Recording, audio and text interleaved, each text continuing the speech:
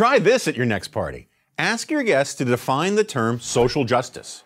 Okay, it's not charades or Twister, but it should generate some interesting conversation, especially if your guests are on the political left. Since everyone on that side of the spectrum talks incessantly about social justice, they should be able to provide a good definition, right? But ask 10 liberals to tell you what they mean by social justice, and you'll get 10 different answers. That's because social justice means anything its champions want it to mean. Almost without exception, labor unions, universities and colleges, private foundations, and public charities claim at least part of their mission to be the spreading of social justice far and wide. Here's the mission statement of the AFL-CIO, but it could be the mission statement for 1,000 such organizations.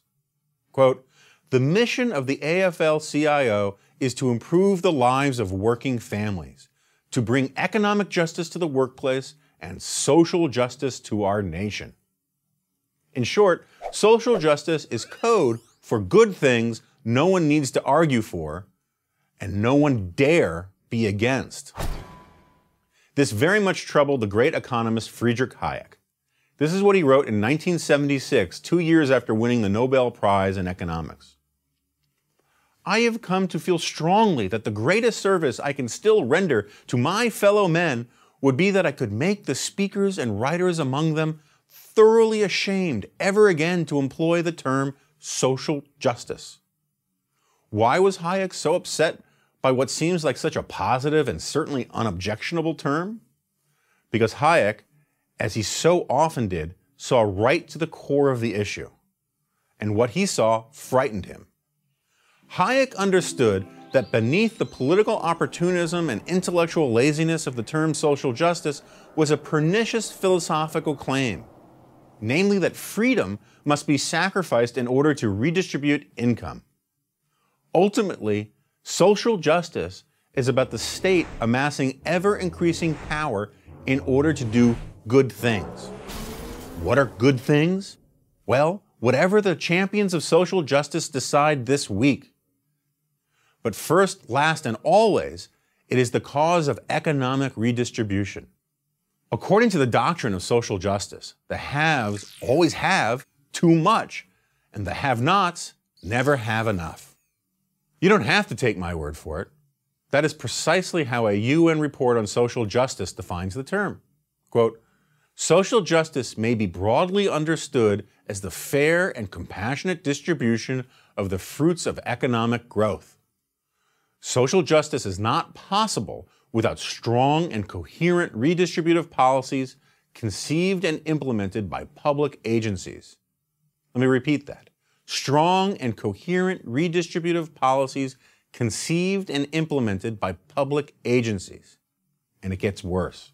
The UN report goes on to insist that, quote, "Present-day believers in an absolute truth identified with virtue and justice are neither willing nor desirable companions for the defenders of social justice."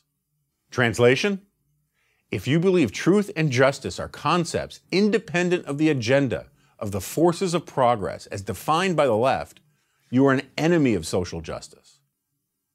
Compassion, or social justice, is when government takes your money and gives it to someone else. Greed is when you want to keep it. The underlying point of social justice, then, amounts to a sweeping indictment of a free society. It suggests that any perceived unfairness or sorrow or economic want must be addressed by yet another government effort to remedy that unfairness, that sorrow, or that economic want. All we need to do is invoke the abracadabra phrase, social justice, and we're on our way. The invocation of social justice always works from the assumption that the right people, the anointed few, can simply impose fairness, prosperity, and any other good thing you can think of. And the only institution capable of imposing social justice is the state.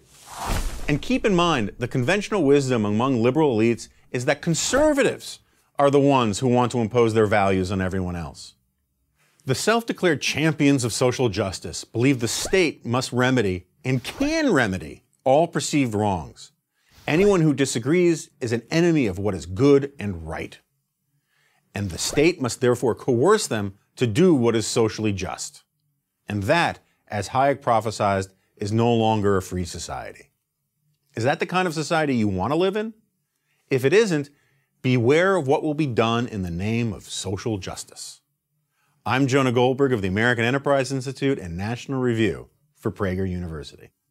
Join Prager University, subscribe to our YouTube channel, and sign up for free at prageru.com.